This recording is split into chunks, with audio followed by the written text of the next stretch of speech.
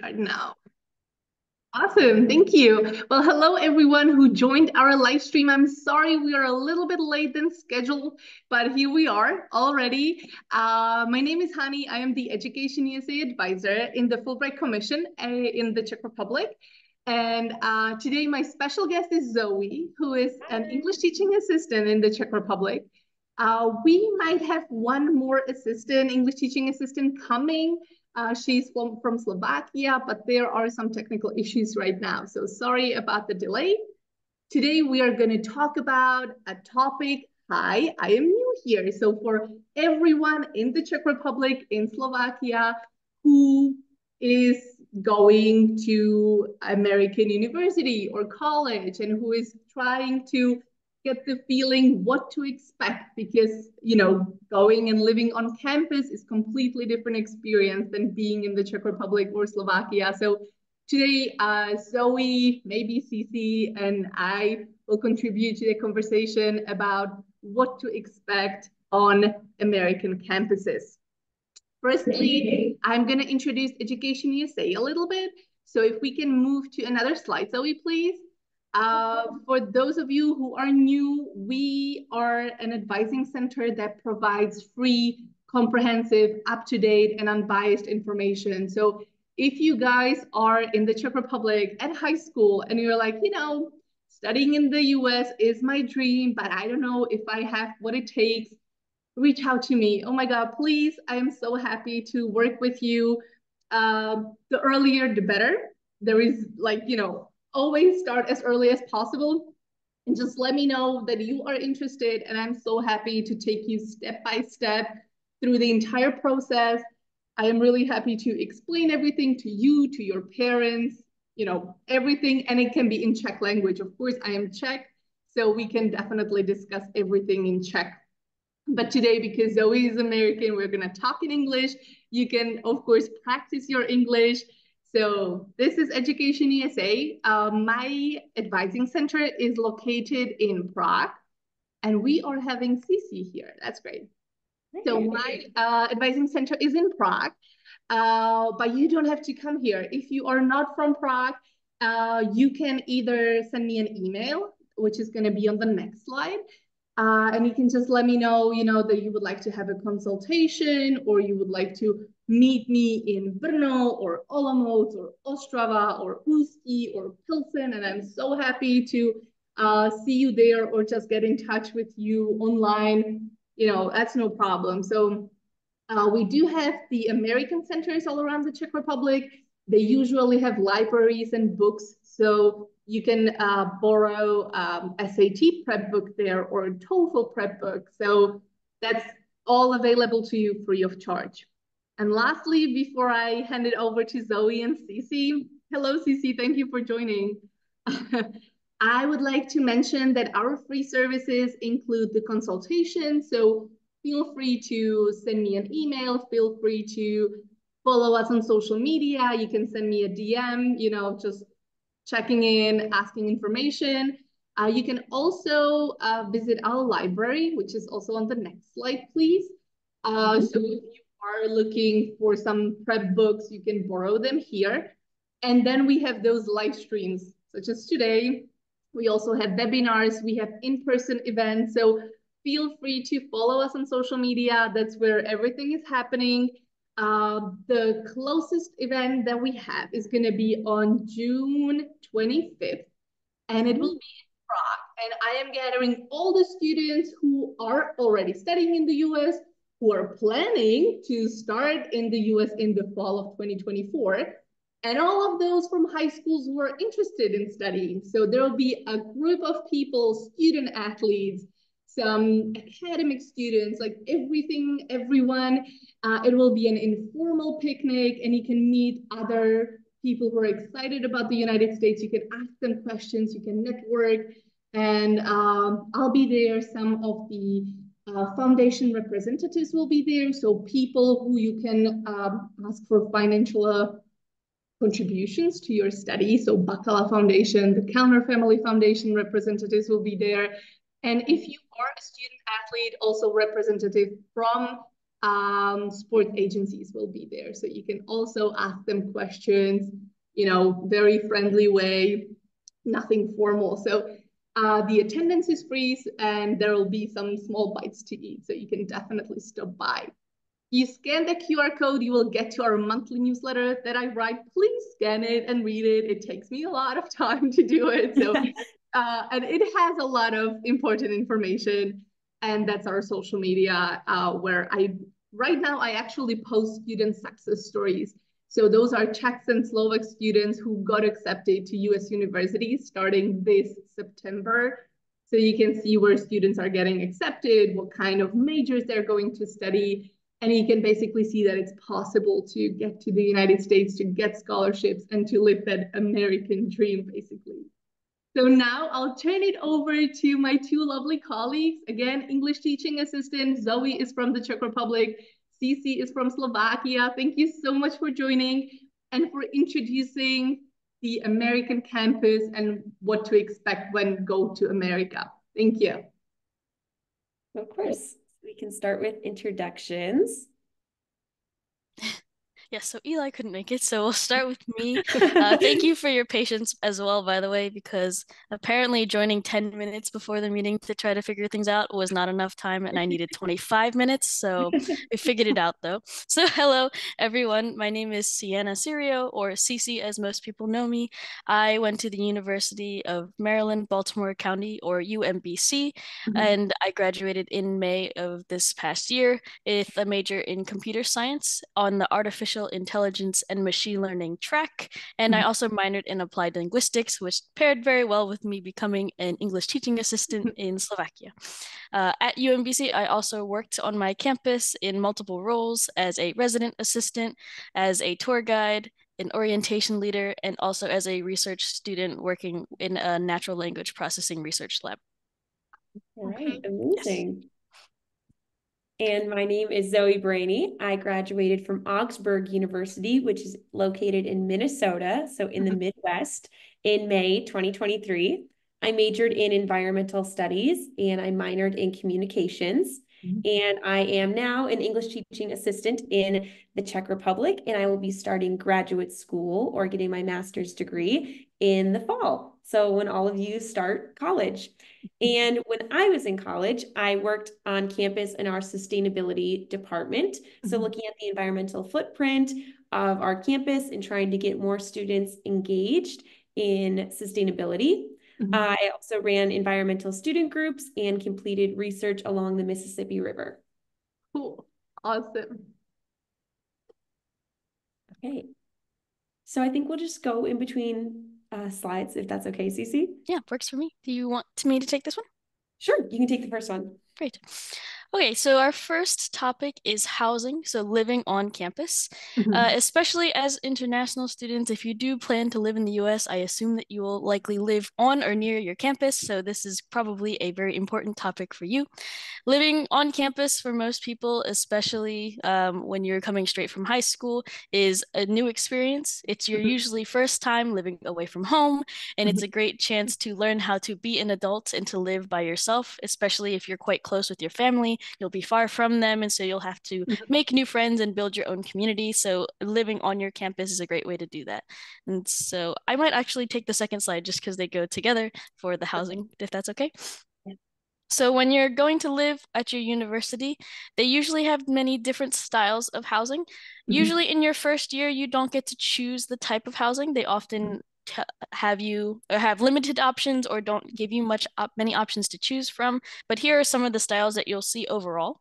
So there is first a traditional double room where you share one room with another roommate, and that is a room by itself. And somewhere on the same floor that you're living in, you will also have a bathroom that is shared by many other people who live on the same floor as you.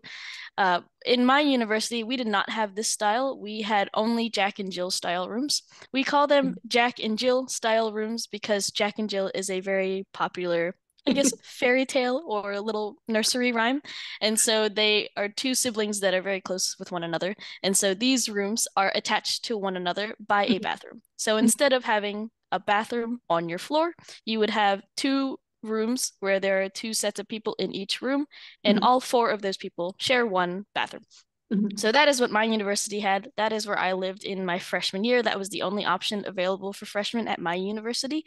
And quite frankly, I enjoyed that better because then there was not like 10 people fighting for a bathroom, and we could control the bathroom ourselves and we could decorate it however we wanted. Whereas in a communal bathroom, you don't have as much control. But the nice Yeah, thing I about had the the communal one is that bathroom. they do have someone to clean the bathroom. So, yeah. How did you enjoy the communal bathroom experience, Zoe? It is okay for 1 year. I actually lived on campus all 4 years. I really loved being a part of my university. I lived out of state, so it was really convenient to be close to my studies, and I feel like I had more of a college experience that way, but I only had a communal bathroom for 1 year. Nice.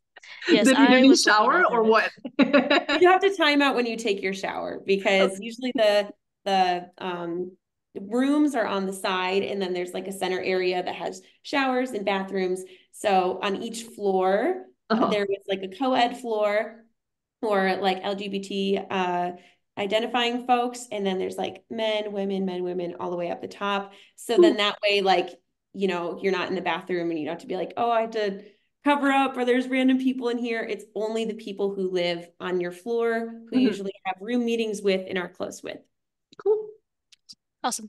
The other two styles of living options in universities are other suite style rooms, where instead of sharing just a bathroom, you would share a larger living space, like a living room, like you would have in your home. So the living room is usually what you would walk into first, and attached to that living room, there is also a bathroom and two separate bedrooms for two or one to two other people. So that is usually at my university was what people who were above for the freshman year would also live in. And then the last style that universities typically offer are apartment style housing. So it's what it sounds like. It's an apartment style where you have a larger common area and then the rooms are separate where each person has their own individual bedroom. I lived on my campus for the first 3 years and then I lived off campus my final year, but I also worked as a resident assistant at my university. And each school, if you do decide to work in this role, which you can do as university or international students, you just have to apply for the position and show that you're interested and go through the whole interview process. But what's nice is that each university offers different benefits for their resident assistants. At my university, one of the resident assistant benefits was to be able to they would pay for you to live on campus. So if you find that you're having problems finding the funds to live at your university, you could apply to be in this role. If you like working with students and you want to be more a part of your residential community, it's a great way to be involved in that way. So I was a resident assistant for 2 years and I got to live in the larger, more expensive apartments in that role. So that was a nice perk for me. And and other universities, they also may not pay for a meal plan if your university has those. But my university did give me a meal plan as well. So they covered room and board and my meal plan, which was really nice. But in most universities, I have been told do not do that. So, yes. And then other accommodations might be um, at my university, there is like a whole website or part of the website where they will recommend you options to live off campus. So if you want to live off campus somewhere close, but you don't want to be under the guidelines of your residential life community, because sometimes at the university level, they will have restrictions on what you can and can't do in your apartment just for your safety. If you want to maybe live off campus for a cheaper option or an alternative, they usually have recommendations for apartments, townhouses, or other communities that are vetted or have been lived in by students from your same university that they know are probably good for students who are also looking for a similar situation. So that, from my experience, has been the housing situation. And then if you would like to talk about the next part, Zoe, is housing communities. Great, thank you. So in housing communities, like we said, if you live in your dormitory, it's a great way to meet new people and socialize. In your first year of college, everyone is new. So everyone is looking for friends. So usually in between the rooms, they have study lounges where people can like play games together, meet each other. You might have like each week or each month, we would have meetings with everyone on our floor where we would either go over shared rules, go over events that were coming up so everyone could know what was going on. But yeah, you can also just go there to hang out or study. And also your school will likely have groups that you can apply to plan events. So if maybe you are living on campus, but you're still trying to find things that you're interested in, there are lots of different student groups that happen outside the dormitory that you can join. I might have a question regarding housing. So how does it work with laundry, for instance? Yeah, so at my university, when you're in the first year dorm, they have like laundry machines downstairs, and they were free for us to use as students. At some universities, you have to pay a small fee to do your laundry. But once you got to more of the apartment styled buildings, then you would have your own washing machine. Oh, cool. On your And campus. for international students, like, when I also studied in the US, I came into a room. I lived in the suite style rooms, and it was just empty. Like there was this bed, but no sheets. Like there was no lamp on a table. So what was your experience when coming to like campus or your housing? Yeah, so we had to bring in some of the housing materials, like if you want a study lamp, bedding as well. But at most universities, they have some sort of a resource store, or like at my university, we had something called the Share Shop. So that's an area where all students could get free materials that other college students moved out and they either didn't want, couldn't bring. So everything was washed, clean, and students can come into this space and grab whatever they needed. So at lots of universities, there are either free things to start, like living materials, bedding, school supplies, and also lots of campuses have something called like a food shelf. So we would get fresh, healthy meals that people come in, or if they just wanted a snack, something in between classes, they could go to that space and get things for free. Cool. Awesome. Okay. Thank Cece, you. anything to add to that? My experience was pretty similar with the washing machine situation.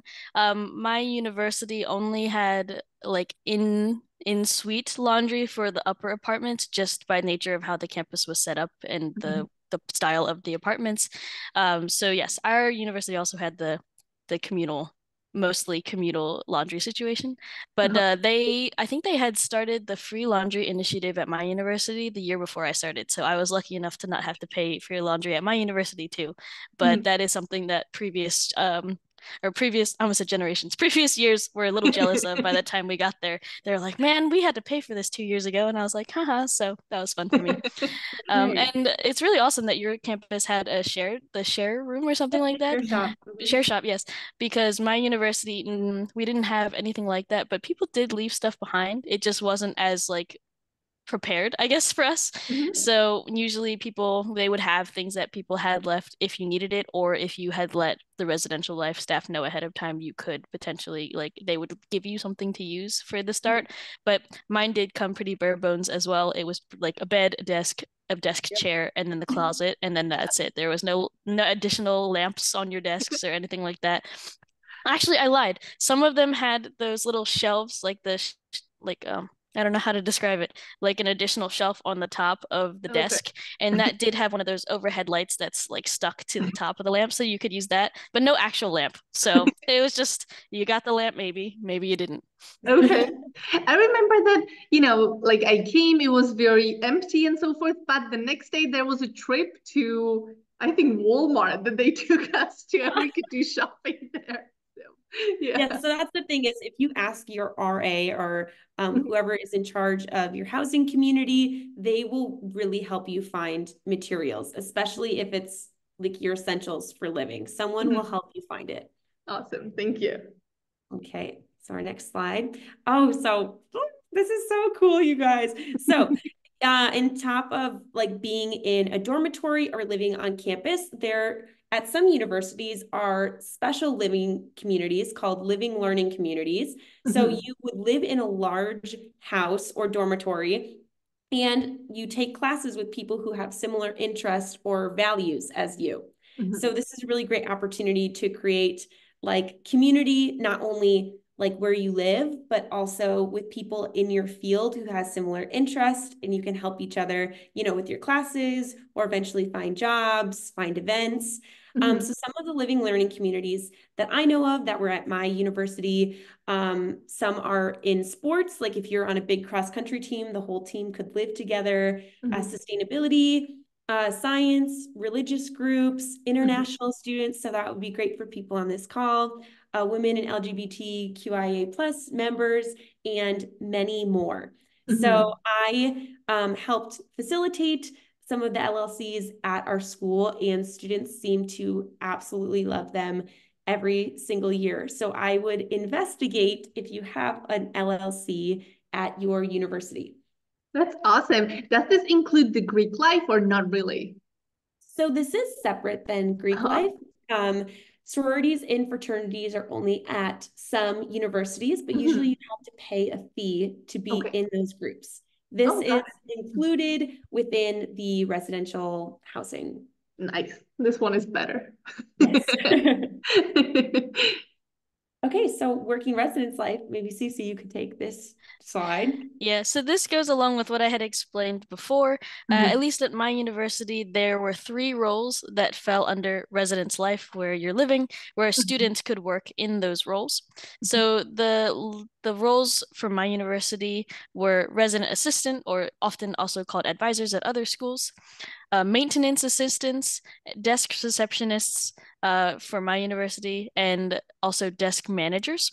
And other like universities will have other types of positions, but these often offer benefits, as I had mentioned before, and are paid positions. So not only do they possibly offer benefits like your housing plan or even your meal plan, but you would also usually get a stipend on top of that. That is also payment for you working with students.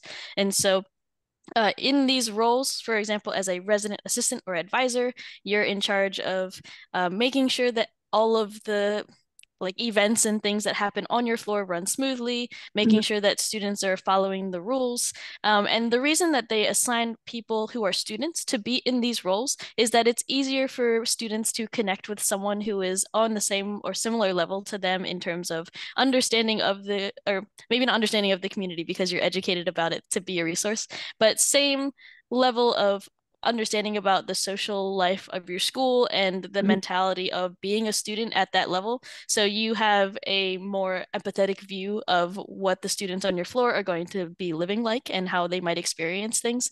So it's quite unique of an experience because you're almost like an authority figure, but you're still one of them. So you have to also balance that mentality. So that's something to think about if you do decide to be in these roles. The other roles, like maintenance assistants and desk receptionists or desk managers, are less in the community in terms of you working with the students. Maintenance assistants work with the general, like professional maintenance people in your community to help, like, I guess, get a first glance at issues and like small things that they could potentially fix. Like if, for example, a drain was clogged or maybe something like a light bulb was out, you might be the person that they would call to go see these minor issues. But if some bigger issue was happening, they would call one of the professional maintenance people. But this is a good position if you want to learn more about these types of more, I guess, like trade related services in terms of the residential communities. And then the last one would be desk receptionist or desk manager, where you would be working at a desk like you would at an office, where you would maybe check IDs for people who come into the buildings that you live in, or provide information about anything that people come to the desk for. At my university, they also offered free toilet paper and vacuum cleaners that you could use. So you would also facilitate those exchanges as well, and also mail and packages depending on the university. Think of like a desk receptionist at like an apartment building or a hotel, or maybe something similar to that. Maybe not a hotel, it's not as fancy, but definitely desk receptionist. And then the desk manager role would just control or like oversee the desk receptionist. So yes. Okay. Hey, you mentioned that, I could borrow a vacuum cleaner. Like, do the students, do they have to clean their own rooms, or is there a service? In most cases, at least as far as I've experienced, you would have to clean your own room. I think it It would be very luxurious if we didn't have to clean our own rooms, but since we're the ones who are dirtying them, we also have to unfortunately clean them. So yes, a lot of universities will offer the option within your community to use a vacuum cleaner that you don't have to buy because it's something you probably only use like every couple weeks, Yeah. or some people every couple months. So it's kind of a big thing to buy if you're not using it quite that often. So it's nice that you can share that as well. Mhm. And coming back to those positions, where can the international students find out about it? Like I know that they're gonna get in touch with their RA, so maybe they can ask him, but is there maybe like a board that would just be, hey, wanted, desk receptionist or something?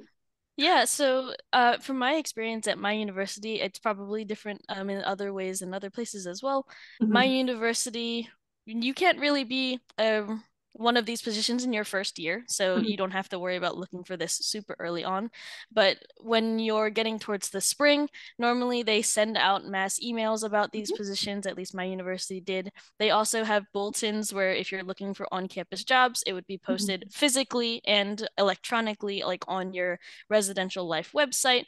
My Mhm. university and many others also have like career related portals where they post jobs both on your campus and outside of your campus that you could apply to.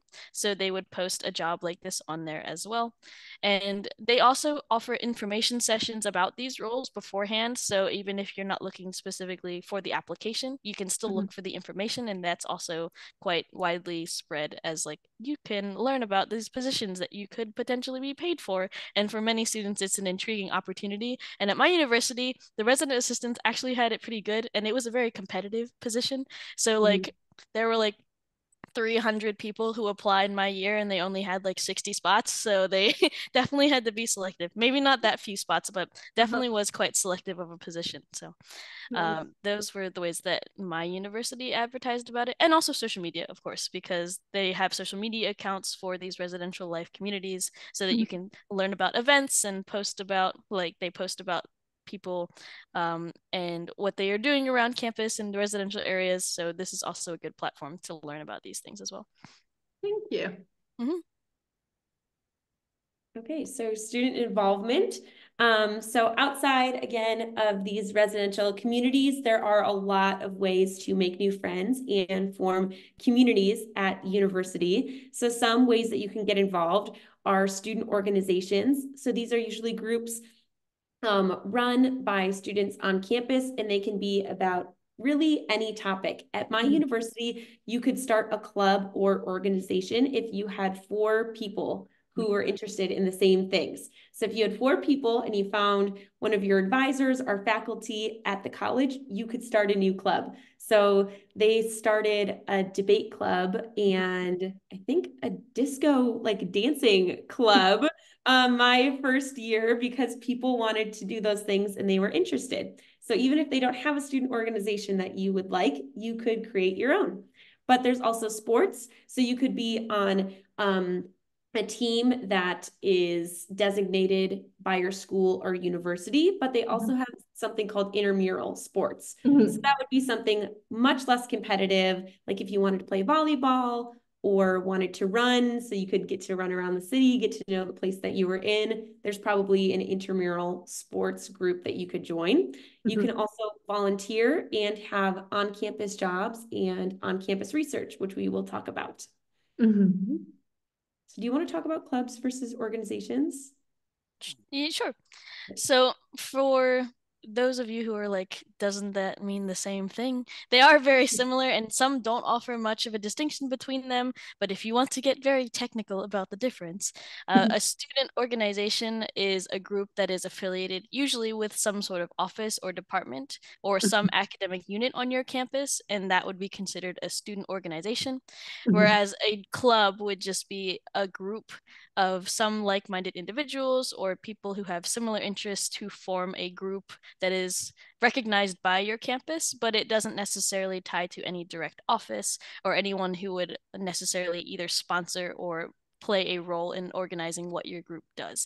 So these are often talked about pretty interchangeably, but we can talk about some of the differences and you'll see some examples as well. Mhm. So is it So difficult to join an organization or a club? Being new there, how do I find these people? Yes, so I would say this is very common, especially in your first year when you're trying to make friends Uh-huh. and get to know your campus. So usually on the first few days of school, they have these things called student club days or student organization. So when you walk into like the main square or like a common, like very common area in your campus, like ours would be outside of our dining hall, they would have every single activity group outside at a table, and people are at the table trying to give you candy and trying to get you to sign up and come to the event. So you definitely will not miss the opportunity to sign up for one of these Mhm. activity groups. Is it free to join? Yes, Okay. always free to join. It just might depend on some of the activities that you're doing, like if there are travel expenses or going off campus, but those are more uncommon or rare situations. I think I and my joined a club that offered free food. And it was true. Oh, Like always. it was every Thursday. There was a barbecue, so I enjoyed it. Those are the best clubs for sure, Yeah. or organizations. At my university, there were also some other like student orgs that were more closely affiliated with the university, where they also Mhm. had some paid positions as well. So not only can you join some of these for free, you can also apply for these positions where you are also a paid student that are also within these groups. So that's also a Yeah. nice opportunity as That's well. a great point. I was in student government and I ran was going to our, say it's student government. yep, I ran our environmental organization as a part of our student government, and I Mhm. was paid, I think, $500 a semester. Nice. Okay. Pretty good. Awesome. That's cool. Yeah, so for different types of student orgs, as we already kind of mentioned, there are many different categories of different opportunities. Mhm. So religious groups for mine, I think my university had like at least three different Christian organizations, like we didn't like we didn't already have them. So there are many options for that. There are hobby groups. So if you like to play video games or do crafting, my roommate, my junior year actually started our crafting club at my university. She was the Mhm. president of that club. So it was very interesting to see her going through the process of creating that into an actual recognized group. Mhm. We also have sports groups that are not affiliated with the actual teams, like Zoe had mentioned, like club or intramural sports. You Mhm. have academic groups, so ones where the study is similar to what you would want or you're interested in those type of academic groups. You also don't have to be a part of those majors to be in those academic groups as well. So if you're interested in a subject or an academic area and you don't have room to be a part of those classes, you could potentially join these clubs, Mhm. organizations, and learn about those groups and opportunities through that as well. Mhm. They have political groups. So if you are affiliate with any specific political ideologies, there are groups on your campus that may feel the same way, where you can talk about these political views or even host political related events or Mhm. meetings. And then we also have more service and volunteering groups that also lead into other volunteering related options that we'll talk about later, and so much more, so much more. Mhm. Mhm. Here we go. So here So are just much a few more. examples of these student organizations. So I'll give you all a moment to read these over, but I'll read just a few examples. So there's cultural and ethnic groups for Mhm. fraternity and sorority. So again, that would be the Greek life Mhm. groups. And usually that is separate from on campus, but still a great way to be a part of your school community, governance, and academic and departmental groups. Mhm. So many options at every university, and these will all be different at the university that you attend. That's so amazing because you don't really have that option like when studying in the Czech Republic or Slovakia. Like you would have to pay for an extracurricular activity. So you guys, if you're going to the US, please take advantage because you'll find new people, you'll meet new people. They might be, they might have free food. So please take advantage. Yeah. Yeah, so it's almost overwhelming the amount of choices Yeah. that you have, which is maybe a good thing, opposite than what the students are used to now. There are so many organizations and groups that you might want to be a part of, so you can try different ones and see what's most interesting. But how do you join? Again, I was talking about usually in this main area at your campus, you'll have a student organization fair, and there'll be lots of people outside with tables or with event banners, with their social media tags, where you can sign up to attend and get more information about these groups. And also most of these groups, if you want to attend 1 or 2 meetings and it doesn't fit in your schedule or you're not interested, it's not a problem. You can just try it out and see if you like it. Yes, they're not holding you to any like you must be in this and stay in this all 4 years. There are many, very many clubs that I was interested in the beginning of my freshman year that I could not maintain all of them by the time I was in my last year of college. So there were some that fell off, but the ones that I was more involved in, I definitely stayed in for the 4 years, which was nice. Yeah, and there's some clubs that also meet more infrequently or informally. So sometimes a club might meet once a month or maybe once every semester. So they're low commitment groups as well if you're very busy with your academics. Yes. Awesome. So the next group or option you could be interested in joining is sports. So I'm not a student athlete, so I can't talk too much about the student athlete experience, but you can also, but this is sports in terms of being a part of like your official team. So if you plan to play sports for your school's official team, you would normally need to indicate this interest as soon as possible, even before you even consider what specific college you want, because recruiters will need to know that you're interested in so that you can be recruited to their university. And so normally, if you're not recruited, you would also need to apply to be a walk-on, is what they call it. So when you specifically go to them and say that I want to be on your team instead of them picking you out.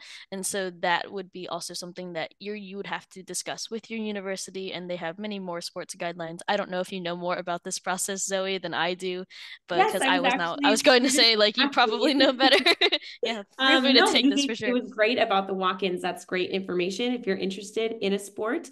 Again, we talked about the informal sports like a club sport or an intramural sport. I ran cross country and track and field for my university my first year before COVID hit. And I will say that athletics is super great. You have a group of people that are always looking out for you. You have a group to study with, to practice with, who's on kind of a similar schedule as you. The one downside, it is a huge, huge time commitment. I had practice every single day. And then on the weekends, we would have a meet, like a track meet or a cross country meet where we'd usually have to travel. And then we had one rest day on Sunday.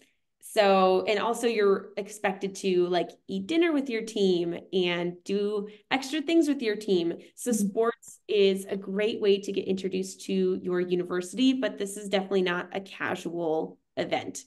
Committing to sports at a college level is a very intense thing to do. I'm going to jump in really quick. Guys, if you are looking into that opportunity to become a student athlete, I have a whole mini series coming up in June. So follow our Education USA Czech Republic YouTube channel and social media because I have prepared 14 different sports. The webinars or the videos are in Czech language, and I am featuring Czech or Slovak student athlete who is currently at a US institution. And together with a representative from a sports agency, they are introducing their daily routines, like a day in life in a student athlete. They're talking about the seasons and how to combine it with education and, you know, everything you need to know about athletics, about swimming, about squash, tennis, volleyball, ice hockey, I don't know, the rowing. We covered all of these. There are like an hour-long videos. There are contact information for those people so you can reach out, but it's an amazing opportunity. Many of these kids got very generous scholarships, so it's a way how to pay for your studies. But they managed, all of them managed to combine it. It is challenging, but they all look very happy. So stay tuned. It's coming June 10th. Yeah, it's a huge accomplishment, and you learn that you truly are capable of doing a sport and doing well in your classes. You feel like you can take on anything in college. Yes, true. Okay, so next is volunteering. So this is a bit different than a club or an organization, but there are opportunities where you can volunteer at events at your school or in places in your local community, like an animal shelter or in a community garden, things like that. So if you want to get involved with volunteering, it really depends on your school. When I went to school, I volunteered in our community garden. So that was on the weekends, we would learn how to take care of the plants. We would meet with people who were in our community who had a garden bed or a garden plot. So it was a great way to both help the school and be involved in the community. And then during the summertime, we would go to the farmers markets and we would collect the foods that had not been bought. And then we would give it out to community members in need. So there are really cool ways to volunteer. I don't know, Cece, if you have any more suggestions on volunteering. Yeah, my university, they had a specific office called the Shriver Center, which was affiliated with like a previously highly involved sponsor of the school. And so they offered a lot of opportunities. One of the favorites that I heard about was this place called Barks. It was I believe, an animal shelter or some sort of humane society where they would go and help the animals. They would take dogs on walks, or they would spend time with the different cats and other animals if they were available, or even just helping taking care of those animals if they were able to. So that's also a very interesting opportunity. And I love animals. So if I had more time, I definitely would have also been a part of that volunteering experience as well. Cool. That's Okay, amazing. awesome. And then volunteering can also be great if you're looking to go into a certain career field. I know, like for the environmental interests that I have, you can volunteer like at a nature center or a recreation center, and that's a great way to get your foot in the door to meet people who work there and to find out more job opportunities. Okay, Cece, do you want to talk about on-campus jobs? Sure, yes. So for on-campus jobs, I know it's very important also to consider like if you're able to do on-campus jobs. So students, at least from what I know, students with F1 visas are eligible to work on their host campuses while they study in the US. So you can have an on-campus job. This is a great way to not only be involved in your community, but also make some money, which may or may not be useful for you. Most people it is. So there are many types of on-campus jobs, from anything like an office assistant to any of your campus's many offices, a tour guide at your university like I was, a lifeguard in your like student athletic center, or many other options. You can really find on-campus jobs in many different places. And like I mentioned before, usually your school has some sort of platform where they advertise for jobs, whether it be on campus or off campus. And so they will have a section or some listings for these types of jobs and how you can be a part of them. So usually these are part-time positions. You're not expected to work full-time unless you're an RA or like a residential life member like that, because that is a full-time job. But you full-time as in you're there all the time, but part-time meaning you're not having to work like all the time while you're there, less than 40 hours a week, usually also less than 30 hours a week. And my university, they had a cap of you could not work more than 40 hours a week, even if you wanted to. So you had a cap there.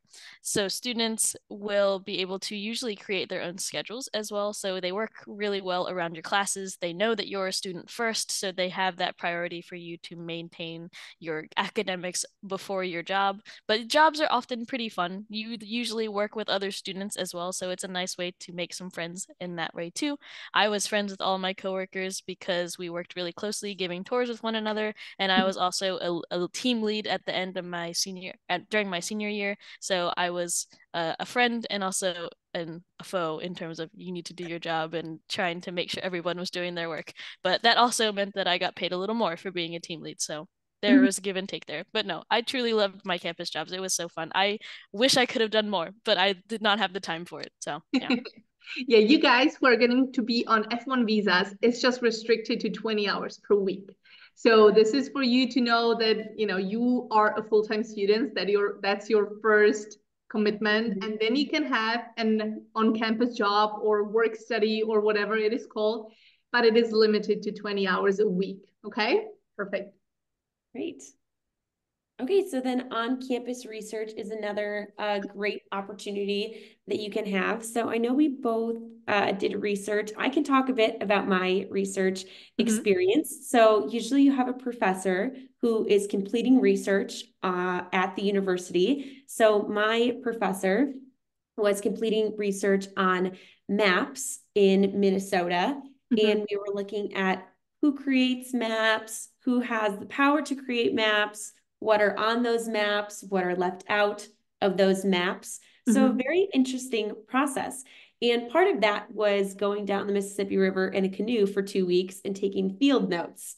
So I was all in. So usually a professor will say that they are doing this research, or if you really like a professor's class that you're taking, you could ask them, are you doing research? And then you can fill out some paperwork, usually with the professor or through a research center at your school. And then you can be paid to do research at your university. So it was a super great experience for me. I learned a lot, and you learn academically a lot, like language to use, how to present to other people who are at your university. And there are also on-campus research opportunities at other universities that might be in your area. So at a university that was a few miles away from my campus, I did a summer program where they paid me to be there during the summer and take soil samples, and we tested them in a chemistry lab if they were toxic or dangerous in certain areas in the city and in certain areas in gardens. So there are lots of different things that you could research, and you don't need prior experience for some of these roles. I had never done soil samples before, and I had definitely never done field notes in a tent and in a canoe, but your professors are looking for people who are engaged, who are interested, who will ask questions. So that is more important than having prior knowledge in some cases. Okay, Cece, do you want to talk about your research experience? Yeah, sure. So for my university, I took the route of I was interested in a specific field, and I knew of a professor who was in that field. And so I reached out to him and asked about whether or not he had any research opportunities that I could help be a part of. And so he said that in the current year, that was, I believe, during my junior year, he said the following year he had a project that I could work on. And so I ended up taking one of his classes instead, related to the topic that we were going to be studying, which was natural language processing. And then at the following year, in my senior year, we worked together on our research, the research that we were doing. And so my research, I won't get too technical about it, but we were working on a language model that was teaching basically an AI of some sort to recognize different cause and effects relationships between sentences and short stories so that it could learn these relationships and be able to use it in the future. So I won't dive into that topic because it's very technical, but it was linguistics related. So that's part of what led me to be here and to be interested in language in the first place. So it was very interesting, very challenging, I believe. I think these types of research opportunities are a great way to also challenge yourself and to learn something new, as Zoe said, because I had not worked that closely on a language model before. So that was a new experience for me, but I enjoyed it, and I think that it's a good opportunity to also sometimes you also can get paid for this research. It depends on the professor, but it's also just a good way to challenge yourself academically. So, Cool. Awesome.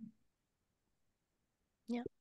Thank you so much, girls. This was very cool. And you guys who are starting in the fall of 2024, get excited. Living on campus, going to America, and just experiencing this college life, it's going to be amazing. I'm not saying it's not going to be hard. Of course, it's going to be hard. You can always reach out to me. You can reach out to Zoe, to Cece, and there is also Eli's Instagram account.